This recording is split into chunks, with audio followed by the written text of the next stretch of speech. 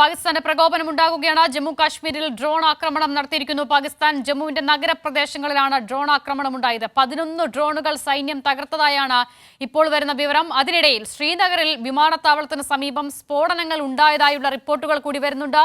രജൌരിയിലും പഠാൻകോട്ടിലും പാകിസ്ഥാന്റെ ഡ്രോൺ ആക്രമണം ഉണ്ടായി. ഡ്രോൺ ആക്രമണത്തിൽ ഒന്നിലധികം പേർക്ക് ഇവിടെ പരിക്കേറ്റതായും വിവരങ്ങൾ ഇപ്പോൾ വരികയാണ്. ഇന്നലത്തേതിന് സമാനമായി രാത്രി വൈകി പാകിസ്ഥാൻ ഇന്ത്യക്കെതിരെ വീണ്ടും ആക്രമണം നടത്തുകയാണ്. ഇന്നലെ വലിയ ഡ്രോൺ ആക്രമണവും ഷെല്ലിങ്ങും ഒക്കെ പാകിസ്ഥാന്റെ ഭാഗത്തുനിന്ന് ഉണ്ടായതാണ്.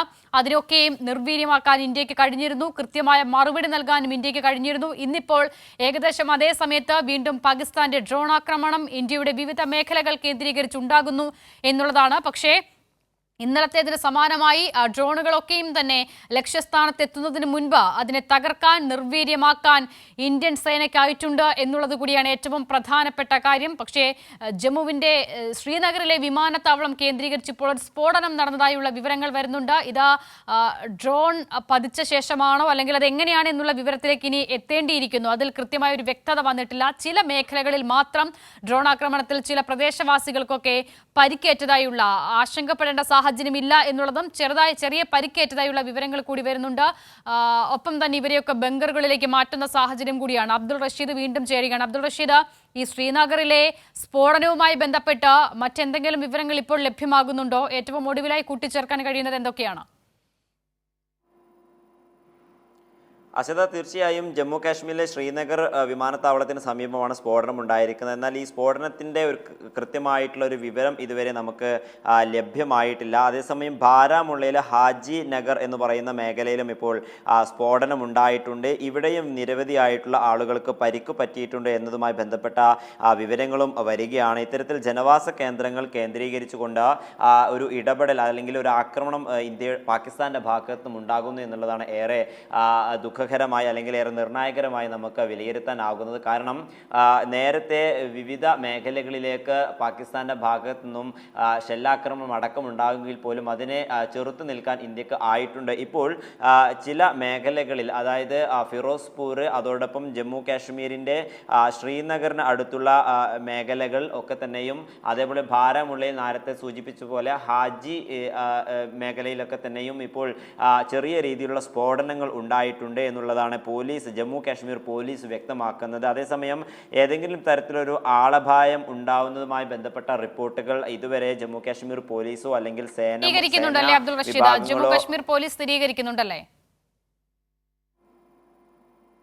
അസിത, തീർച്ചയായും ഈ അപകടങ്ങളെ പറ്റി, അതായത് ഈ തീപിടുത്തവും സ്ഫോടനവുമായി ബന്ധപ്പെട്ട ജമ്മു കാശ്മീർ പോലീസ് ഇപ്പോൾ സ്ഥിരീകരിച്ചിരിക്കുകയാണ്. പ്രത്യേകിച്ചും ശ്രീനഗർ എയർപോർട്ടിന് സമീപം ഉണ്ടായിട്ടുള്ള ഡ്രോൺ ആക്രമണത്തിലാണ് ഒരു സ്ഫോടനം ഉണ്ടായിട്ടുള്ളത് എന്ന ദൃശ്യങ്ങളടക്കം ചില ദേശീയ മാധ്യമങ്ങൾ ഇപ്പോൾ നൽകുന്നുണ്ട്. അതിൽ നിന്നും നമുക്ക് വ്യക്തമാകുന്നത് ഇത്തരത്തിൽ ഈ ഡ്രോൺ ആക്രമണങ്ങളിൽ തന്നെയാണ് ഈ സ്ഫോടനം ഉണ്ടായിരിക്കുന്നത് എന്നുള്ളത് തന്നെയാണ്. ഒരു പക്ഷേ ഈ ബാരാമുള്ളയിൽ ഉണ്ടായിട്ടുള്ള ആക്രമണവും ഈ ഡ്രോൺ ആക്രമണത്തിൻ്റെ ഭാഗമായി തന്നെ ആയിരിക്കണം, അല്ലെങ്കിൽ ആ സ്ഫോടനവും അതുമായി ബന്ധപ്പെട്ട് തന്നെ ആയിരിക്കണം എന്നാണ് നമുക്ക് ലഭ്യമാകുന്ന സൂചനകൾ. അതോടൊപ്പം പഞ്ചാബിലെ വിവിധ മേഖലകളിലും ഇപ്പോൾ ഡ്രോൺ ആക്രമണത്തിൽ നിരവധി പേർക്ക് പരിക്കേറ്റിട്ടുണ്ട് എന്നുള്ള കാര്യം പുറത്തു വരികയാണ്. പ്രധാനമായും ഫിറോസ്പൂരിലും അതോടൊപ്പം മറ്റു മേഖലകളിലും ഇപ്പോൾ ഡ്രോൺ ആക്രമണം ഉണ്ടാവുകയും ജനവാസ കേന്ദ്രങ്ങളിലേക്ക് ഡ്രോണുകൾ എത്തുകയും ചെയ്തിട്ടുണ്ട്. ഇതിൻ്റെ പശ്ചാത്തലത്തിൽ ചില ആളുകൾക്ക് ഈ പഞ്ചാബിലെ 3 പേർക്ക് ഇത്തരത്തിലൊരു പരിക്കേറ്റിട്ടുണ്ട് എന്ന ദേശീയ മാധ്യമങ്ങൾ റിപ്പോർട്ട് ചെയ്യുന്നുണ്ട്. എന്തായാലും കഴിഞ്ഞ ദിവസത്തേക്കാൾ രൂക്ഷമായിട്ടുള്ള ഒരു ആക്രമണം തന്നെയാണ് പാകിസ്ഥാന്റെ ഭാഗത്തു നിന്നും ഇന്ന് ഉണ്ടായിട്ടുള്ളത് എന്ന് വേണം നമുക്ക് വിലയിരുത്താൻ. പ്രത്യേകിച്ചും ജനവാസ കേന്ദ്രങ്ങൾ കേന്ദ്രീകരിച്ചുകൊണ്ടുള്ള ഒരു ആക്രമണം നടത്തുകയും നിരവധി ആളുകൾക്ക് പരിക്ക് ഏൽക്കുകയും ചെയ്തിട്ടുണ്ട് എന്ന് നമുക്ക് ഈ ഘട്ടത്തിൽ അതീവ ദുഃഖത്തോടെ അല്ലെങ്കിൽ നമുക്ക് റിപ്പോർട്ട് ചെയ്യാൻ സാധിക്കുന്നത്. എന്നാൽ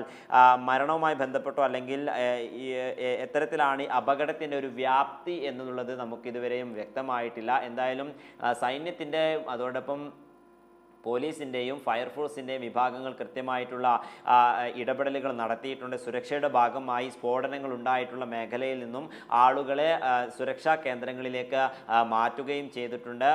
നിരവധി കെട്ടിടങ്ങൾക്ക് മുകളിൽ ഡ്രോണുകൾ എത്തിയിട്ടുണ്ട് എന്നുള്ള വിവരവും ഇപ്പോൾ ദേശീയ മാധ്യമങ്ങൾ റിപ്പോർട്ട് ചെയ്യുകയാണ്. അത്തരത്തിലുള്ള സൂചനകൾ തന്നെയാണ് ലഭ്യമാകുന്നത്. എന്തായാലും നിലവിൽ ജമ്മു കാശ്മീരിൻ്റെ 11 ഇടങ്ങളിൽ ഡ്രോൺ ആക്രമണങ്ങൾ ഉണ്ടായിരിക്കുന്നു. പഞ്ചാബിൻ്റെ 7 ഇടങ്ങളിൽ ഡ്രോൺ ആക്രമണം ഉണ്ടായിരിക്കുന്നു.